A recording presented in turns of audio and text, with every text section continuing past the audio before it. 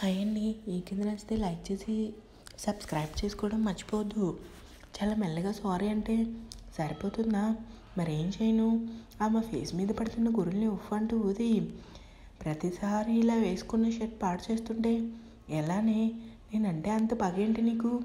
అరవై తన రెండు చెవులు పెట్టుకొని సారీ సార్, ఇంకెప్పుడు ఇలా చేయను, రానా కోపంగా చేయను అంటూనే రోజుకు ఒక షర్ట్ పాడు చేస్తున్నావు కదే. అసలు నీకు గట్టిగా పనిష్మెంట్ ఇవ్వాలి. ఏం ఇస్తారు? ఇప్పుడు కాదు, ఇస్తాను ముందు. ఇప్పుడు నా షర్ట్ క్లీన్ చేయి. ఇప్పుడు ఆఫీస్లో ఎలా షర్ట్ లేకుండా ఉండగలను? పోనీ షర్ట్ ఇప్పుడే క్లీన్ చేస్తాను, విప్పేయండి.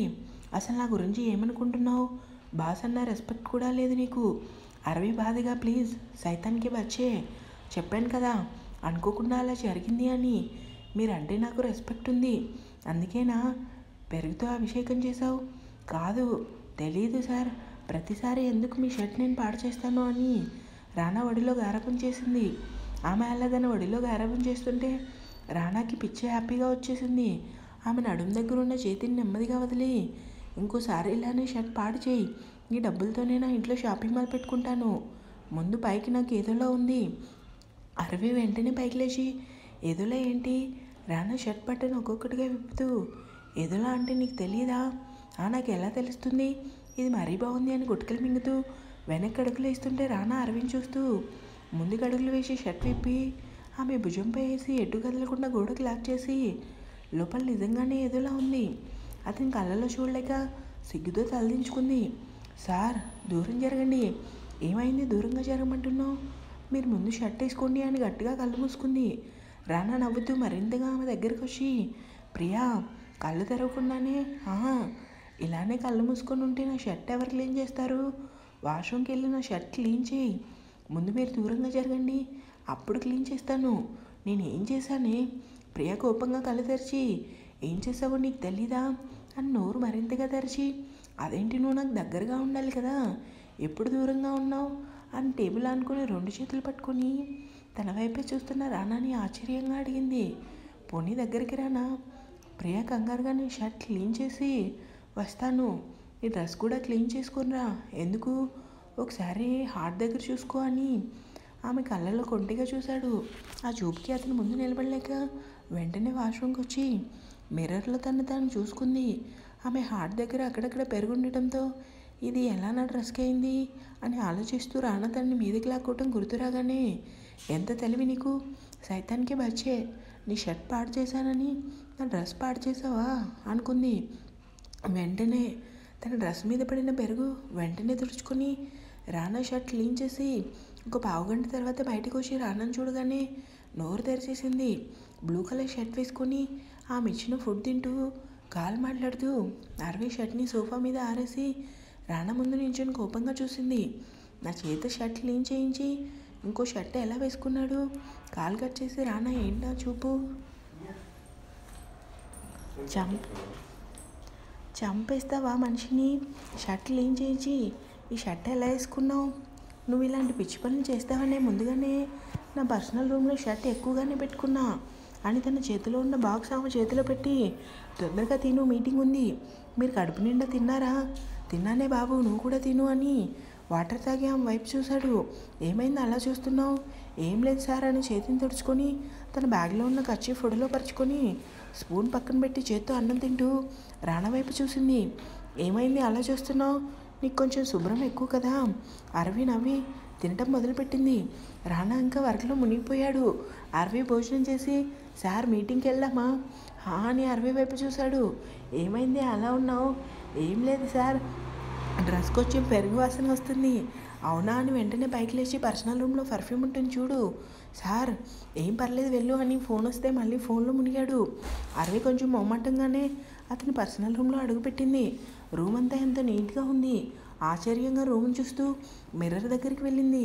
చేతిలోకి పర్ఫ్యూమ్ తీసుకొని రూమ్ అంతా చూస్తుంది. మళ్ళీ చాలా బాగా నచ్చింది తనకి. దేవుడా, ఈ ఒక్క రూమ్లో ఏకంగా 30 మంది పడుకోవచ్చు, అంత పెద్ద రూమా? దేనికైనా పుట్టు పెట్టిండాలి. ఏదేమైనా సైతానికే బచ్చిని ఎవరు చేసుకుంటారో తెలియదు, కానీ చాలా లక్కీ తను అనుకొని పర్ఫ్యూమ్ కుట్టుకొని బయటకు వస్తుంటే అప్పుడే ఆమె కోసం డోర్ దగ్గరకు వచ్చాడు రానా. ఏంటి ఇంతసేపు లోపల ఉన్నావు? రూమ్ చాలా బాగుంది సార్. అవునా? నిజం, నాకైతే చాలా బాగా నచ్చింది. ఆమె దగ్గరగా వచ్చి ఆమె కట్టుకున్న పర్ఫ్యూమ్ ఒక్కసారిగా పిలిచి బాగుంది. ఆ మాటకి అరవి చిన్నగా నవ్వి రానా వైపు చూసింది.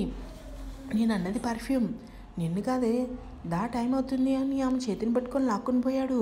వర్కౌట్ అంతా తన స్కూటీ మీద ఇంటికి బయలుదేరింది అరవి.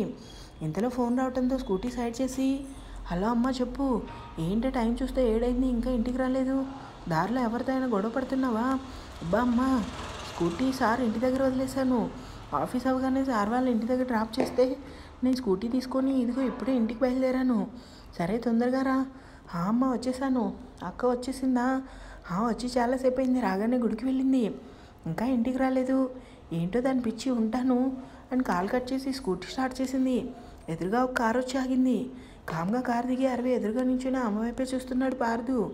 అరవి కోపంగా ముందుకు వెళ్ళిపోతుంటే, స్కూటీకి అడ్డంగా నిలబడి నీతో గొడవ పట్టడానికి రాలేదు, మాట్లాడడానికి వచ్చాను, కానీ నీతో మాట్లాడడానికి నాకు అస్సలు లేదు. దయచేసి నా దారికి అడ్డులే, లేదంటే ఏం చేస్తావు? నిన్ను గుద్దుకుంటూ పోతాను. మీ హస్బెండ్కి నువ్వు అంటే చాలా ఇష్టం కదా.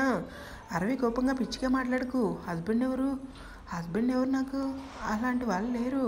నీ స్కూటీ పాడు చేసింది ఎవరో తెలుసా? నువ్వా? అనుమానంగా అడిగింది అరవి. ఎస్ నేనే. నీ మీద కోపంతో నీ స్కూటీ కావాలనే పాడు చేశాను, కానీ నీ హస్బెండ్ ఏం చేస్తాడో తెలుసా? ఏం చేశాడు? నా కారు తగలబెట్టేశాడు. ఏంటి నమ్మలేక అడిగింది అరవి. అవును ప్రియా, నా కారు తగలబెట్టేశాడు. ఒకటి అడుగుతాను, నిజం చెప్పు. ఏంటి? నీకు నిజంగా మీ హస్బెండ్ ఎవరో తెలీదా? వాడెవడో తెలిస్తే నాకు చెప్పు. నా కోసం ఇంత చేస్తున్న వాడిని పెళ్లి చేసుకుంటాను, నిజమేనా? నీతో మాట్లాడాలంటే నాకు చిరాగ్గా ఉంది. నువ్వు ఇలా లేనిపోని ప్రశ్నలు అడిగితే ఏం చేస్తానో నాకే తెలీదు. నేను మాట్లాడడం ఇంకా పూర్తి కాలేదు. ఏం చెప్తావు? కోపంగా అడిగింది అరవి. వెంటనే ఆమె దగ్గరికి వెళ్ళి, నీ విషయంలో నేను చాలా తప్పు చేశాను అరవి, చాలా దారుణంగా ప్రవర్తించాను, అందుకే నన్ను క్షమించు. ఇకపై నీతో ఇలా చెడుగా ప్రవర్తించను. అరవి షాక్గా చూసింది. పిచ్చి కాని పట్టిందా? నాతో మంచిగా మాట్లాడుతున్నావు, మళ్ళీ ఇదో కొత్త డ్రామానా? నువ్వు డ్రామా అనుకున్నా పర్లేదు, కానీ నిజంగా నేను నీకు క్షమాపణ చెప్తున్నాను. ఎందుకో తెలుసా? అరవి ఏం మాట్లాడకుండా మౌనంగా చూసింది. I love you. ఏంటి షాక్గానే అడిగింది అరవి. అవును, నువ్వు విన్నది నిజమే, నేను చెప్పేది నిజమే. I love you. నువ్వు నాకు జీవితకాలం కావాలి. నేను వదులుకోను. నీ నిర్ణయం ఏంటో 2 రోజుల తర్వాత చెప్పు. ఉంటాను బాయ్ అని చెప్పి అక్కడి నుంచి వెళ్ళాడు. అరవి షాక్గానే అలానే చూస్తుండిపోయింది. ఆమె ఎలా ఇంటికి వెళ్ళిందో తనకే తెలీదు. గుడి దగ్గర చాలాసేపు కూర్చోవడంతో ఇంకా తప్పక పైకి లేచి గుడి నుంచి బయటకు వచ్చింది జాను. అరే, అప్పుడే చీకటి పడిందా? నేను చూసుకోలేదు. అమ్మ తాతయ్య అందరూ కంగారు పడతారనుకొని గబగబా అడుగుల వేగం పెంచింది, కానీ ఆమె ఆలోచన మాత్రం అభి చుట్టూనే తిరుగుతున్నాయి. ఆఫీస్లో ఎంత సీరియస్గా ఉంటారు ఆయన, కానీ ఎందుకు ఎప్పుడు లేని నా దగ్గర ఎమోషన్ అయ్యారు? ఆ రేఖ నిజంగానే మంచిది కదా. అందుకే ఆవిడతో మాట్లాడుతుంటే సార్కి ఎక్కడలేని కోపం వచ్చింది, కానీ ఎందుకు ఆయన నన్ను హక్ చేసుకున్నా నేనేం అడ్డు చెప్పలేకపోయాను. చుట్టూ అంతా చీకటిగా ఉండడం ఒకసారి జానుకు భయం వేసింది. పైగా ఆటలు కూడా రావటం లేదు. గబగబా నడుస్తుంది, కానీ గుండెల్లో దడమాత్రం పోవటం లేదు. చేతికున్న ఫోన్ తీసుకొని అబ్బికి కాల్ చేద్దామని అతనికి ఫోన్ చేసింది, కానీ ఏమనుకుందో వెంటనే ఫోన్ కట్ చేసింది. నాకు భయం వేస్తే నేనెందుకు ఆయనకు ఫోన్ చేస్తున్నాను, నా గురించి ఏమనుకుంటారు అనుకుంది. ల్యాప్టాప్లో సీరియస్గా వర్క్ చేస్తున్న అబ్బి ఫోన్ కట్ అయ్యేసరికి చేతిలో ఫోన్ తీసుకొని నెంబర్ చూసి, ఏంటి ఇన్నోసెంట్ కాల్ చేసింది, కళ కాదుగా అని వెంటనే ఆమెకు ఫోన్ చేశాడు. పాపం భయంగా ఉందేమో ఫస్ట్ రింగ్కే లిఫ్ట్ చేసింది. హలో జాను. సార్, ఏమైంది ఫోన్ చేశావు? అది మా చెల్లికి చేయబోయే పొరపాటును మీకు చేశాను. నిజం మాట్లాడుకుందామా? చెప్పు, తిన్నావా? మరి ఇంకా తినకుండా ఏం చేస్తున్నావు? నేను బయట ఉన్నాను. అభి టైం చూశాడు. 7:30 అవడంతో, ఓయ్ ఈ టైంలో బయట ఎందుకున్నావు? మీ అభిభావాన్ని కలవడానికి వెళ్ళావా? చాచా కాదు సార్, గుడికి వెళ్ళాను. ఏంటి గుడికి వెళ్ళావా? అయినా ఇంతసేపు గుడిలో ఏం చేస్తున్నావు? ఎప్పటిలానే మామూలుగానే వచ్చాను, కానీ ఏదో ఆలోచిస్తూ కోనేటి దగ్గర కూర్చుండిపోయాను. టైం చూసుకోలేదు. తీరా చూస్తే చీకటి పడింది. ఆటోలు కూడా రావడం లేదు. ఒక్కదాన్నే రోడ్డు మీద ఉండేసరికి భయం వేసింది. అందుకని ఫోన్ చేసావా? అభి నవ్వుతూ చీకటి పడినా లెక్క చేయకుండా గుడిలో అంతసేపు కూర్చొని ఏం ఆలోచించావు? నీ గురించే సార్. అభి ఆశ్చర్యంలో జాను. అవును, ఎప్పుడు లేని నేను నా దగ్గర ఎమోషన్ అయ్యేసరికి నాకు ఏదోలా అనిపించింది. తెలీదు, మీ గురించి అంతసేపు ఆలోచించాను. అయినా అంతా మీ వల్లే. గుడికి వచ్చాను, అందుకే లేట్ అయింది. ఏంటి జాను, అసలు ఎందుకు మీరు బాధపడుతున్నారు?